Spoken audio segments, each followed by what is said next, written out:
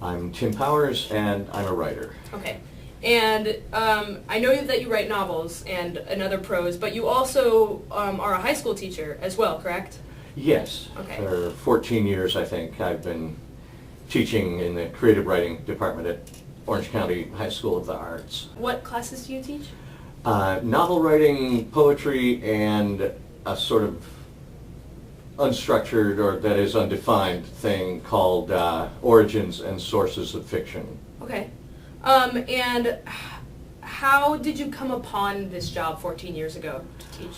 Well, luckily, my friend James Blaylock, who is also a science fiction fantasy writer, had been involved with it with his sons who were in theater, and when they proposed starting a creative writing conservatory, he was right there to be involved, and he told me I should participate too. Your story of success is maybe a little abnormal in the sense that your success maybe came a little later in life. Did you talk to me about that? Was there any periods of time where you kind of doubted your choices? Well, with writers, fiction writers, it's rare if they ever can make a living strictly as a writer. Right. Most of them have something else. Mm-hmm. I was able to quit. I've never had a full-time job. I've always had some sort of 20-hour-a-week type thing, which supplements the writing. And let's see, my first book was published when I was 24, and in about 86, at which time I would have been 34, Mm-hmm. I was able to quit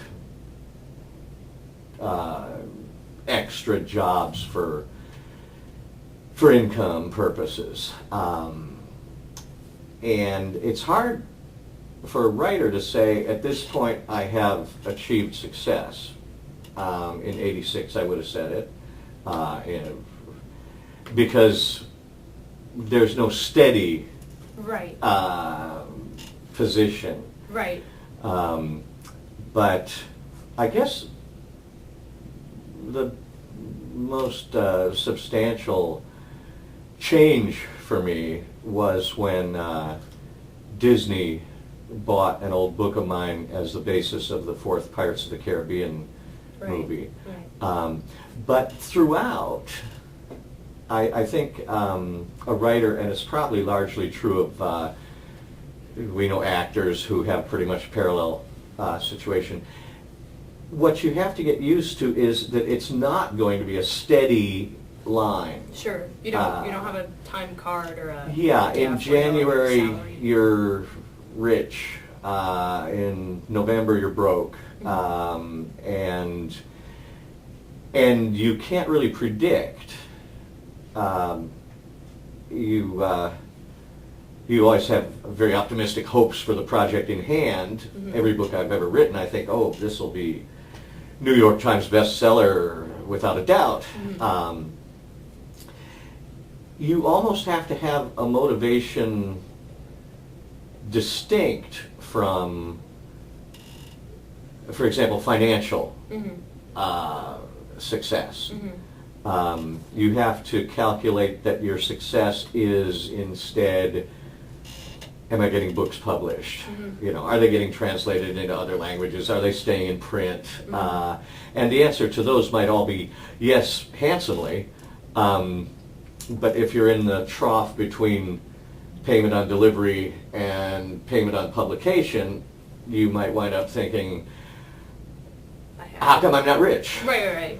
Yeah. And I guess how do you reconcile that? How do you make that distinction of yourself as successful separate from your financial?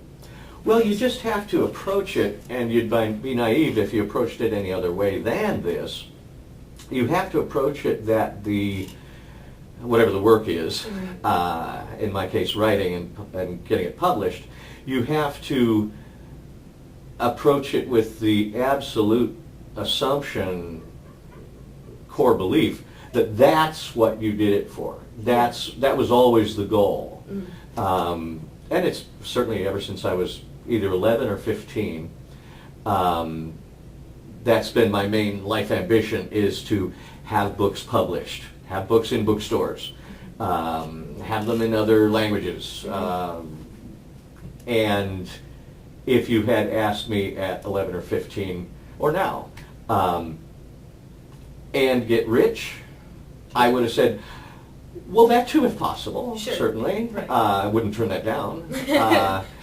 And cumulatively, if you keep at it and don't get discouraged and quit, it does begin to, make some money. Mm-hmm. But I think if the making the money had been one's main goal, one would have been very naive to pursue any of the arts. Sure. Right. Yeah, you have to, like I've sometimes said that the main reason to write fiction is not to get rich, and it's not to improve or educate your readers. The main reason is to show off. Okay. It's so that when people come to your house, you can say, "Sit down, let me clear this junk off the couch. It's copies of my new novel." Yes. That has to be a real basic example of your motivation, or I think you'd find it frustrating and disappointing as a career. That's good to make that distinction.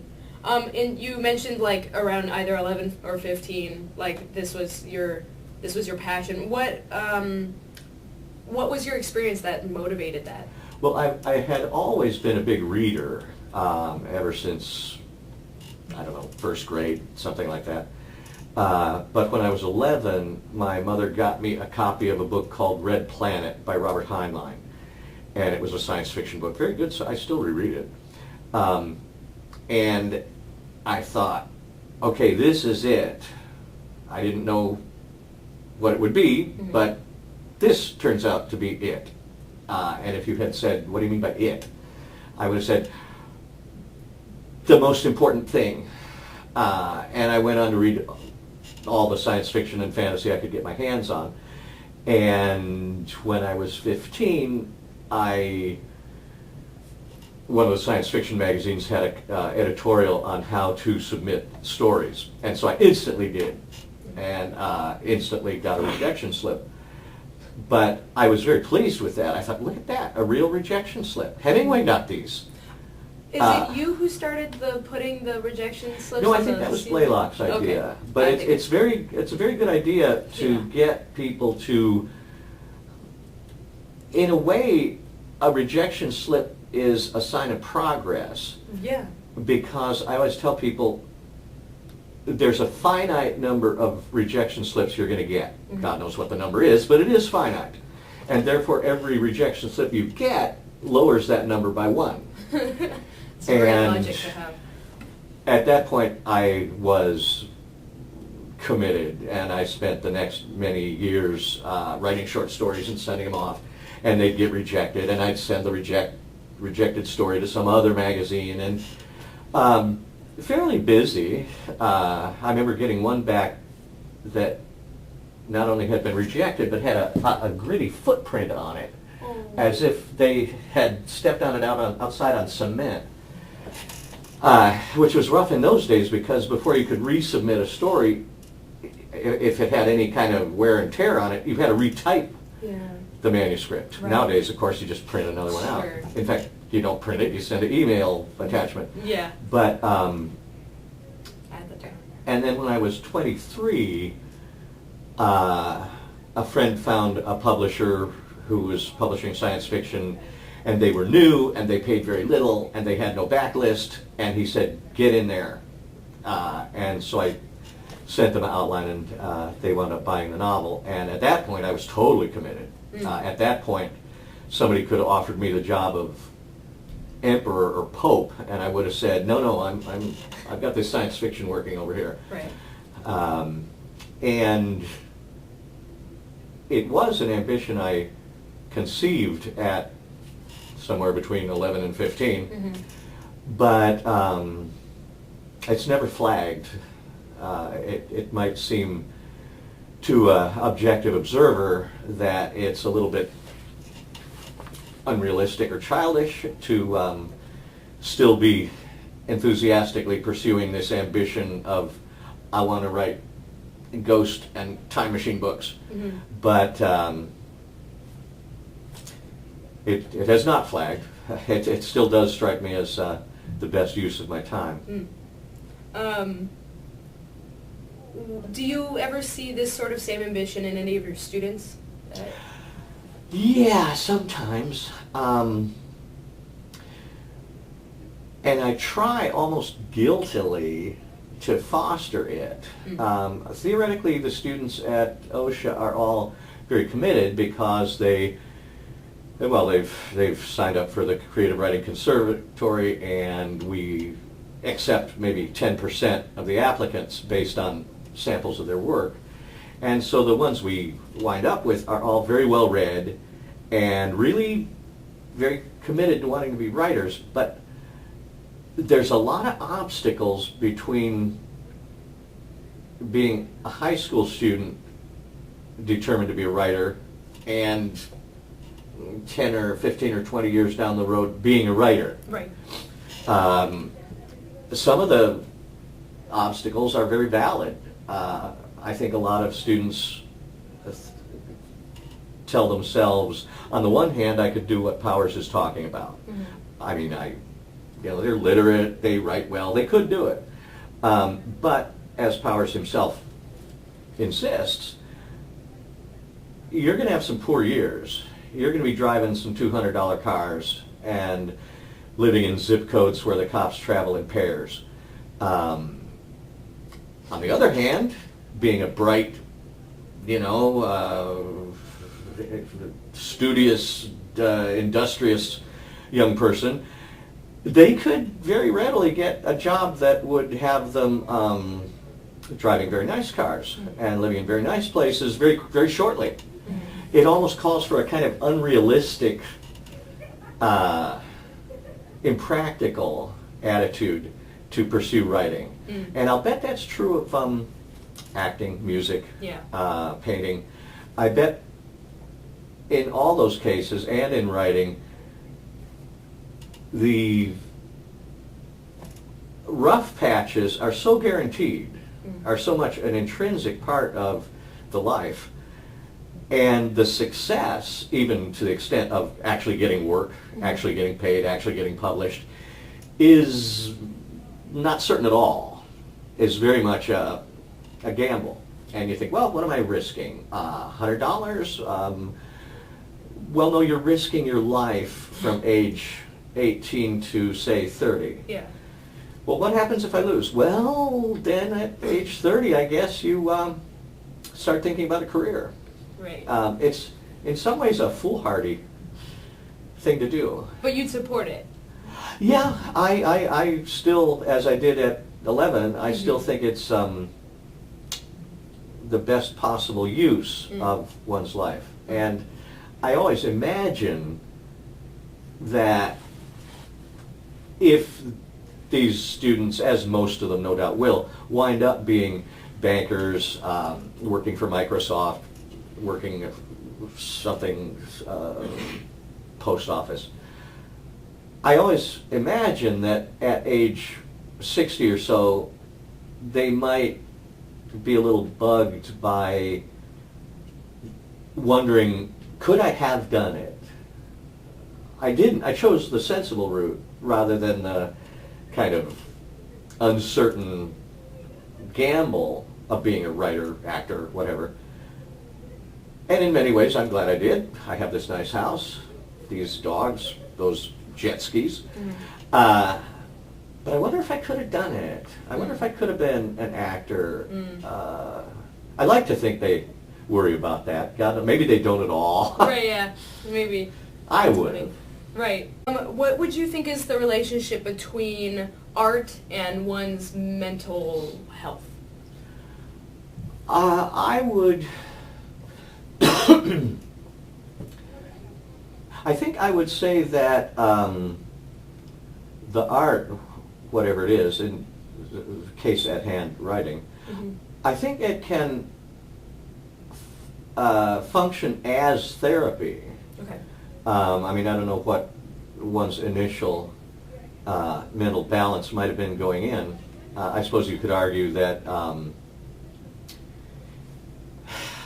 possibly more slightly unbalanced people choose careers in the arts than the maybe imaginary people who are completely squared away. Sure. But having chosen careers in the arts, I think it's a fact, a really arguable idea that the art is therapy. Mm-hmm. Certainly in writing, you deal with all sorts of obviously emotional crises, disasters, problems, challenges, puzzles, and you put yourself into the position of the characters and think, how can he get out of this?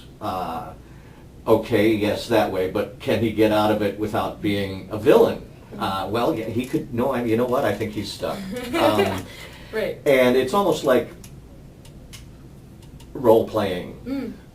You do get to sort of vicariously experience and in fact set up, not just experience problems, but set up problems, Right. and then push your poor little characters through them. Right. So yeah, to the extent that there is a relationship, I would think that a lot of writers and artists and painters who are pretty squared away would have been institutionalized by now if they didn't have that craft. Sure. So when it comes to the craft now, talk to me about your future plans. Like, what are you working on right now? Well, right now I'm in the middle of a novel, which, God willing, it gets accepted and published, will be my 14th novel. And after that, I will think up a plot for another novel Okay. and get busy on it and spend several years writing it. And I imagine I'll just keep doing that. It's sort of a comfortable cycle. Most of my time is in the middle of a novel. When I finish one, I always sort of think, what is next? And I can think of nothing. It's like there's nothing on the horizon. And I think, well, maybe that was your last book. But then slowly I start gathering together little fragments that until I think, oh no, here's the shape of your next book. Okay. And intersperse it with short stories, which are always kind of a relief break from writing a novel. I don't think I'll ever be tempted to write screenplays, for example. Okay. Just because it is a really totally different discipline. It's like if you're good at painting, it doesn't mean you're going to necessarily be good at sculpture. Sure. And it might be a lack of imagination and ambition on my part. Okay. But the thing is, it was books that snagged me at 11. It wasn't a movie. It was a book. And it's like a whole lot of my dials froze in place at that exposure. Right. And it was pointed at book. Book. And so graphic novels, movies, etc., I just think those aren't books. I committed to books. I'm veering off for a second. How do you feel about your books potentially being adapted then into screenplays and movies? You know, it is such a different form that I'm never inclined to crowd them and joggle their elbows and say, let me participate. I want to make sure the book is faithful, the movie is faithful to my book. I always think, well, it's a movie. It won't be. It can't be. They're not supposed to be faithful to the source books. A movie that did slavishly mimic the original wouldn't be a good movie. And so my attitude is, if you buy the rights to my book, then the movie rights, then you own the movie rights to my book, and I don't. You go do whatever you want. Let me come to the premiere. Okay. If you have a neat party, I want to go to the party. But I would never get excited at the idea of, I've sometimes thought if they were to say, Powers, we're going to take this book of yours, which is about God knows what, spies in the Middle East, and we're going to do it as an animated musical with dancing hamsters. I would think, cool, excellent, carry on, invite me to the premiere. In fact, I always think of something James Cain is supposed to have said. He, of course, wrote Double Indemnity and Postman Always Rings Twice. And somebody's supposed to have asked him, Mr. Cain, what do you think of what Hollywood has done to your novels? And he pointed at the bookshelf and said, they haven't done anything to them. Look, there they are. That would be my attitude. Fair enough. And so my last question for you is this idea of a Pathfinder, which is the theme for our series. And basically, it's the idea of what do you hope that people would gain from your experience? If people were to talk to you, if you were to be giving them advice, what would you consider yourself a Pathfinder of? I would want to encourage persistence and tenacity. It strikes me that a lot of career paths that would be very rewarding to the practitioner and valuable to other people, it's likely not to have the secure boundaries and reassurance stations along the path that a more conventional job would have. I would say if you do happen to have come to the commitment, the conviction that this here perhaps unrealistic path is the one for you, writing, painting, making movies, writing books, acting. Keep with it. Don't be discouraged. You will be driving a $200 car. Not forever.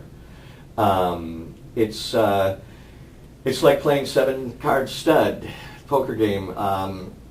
You don't quit at the 5th card.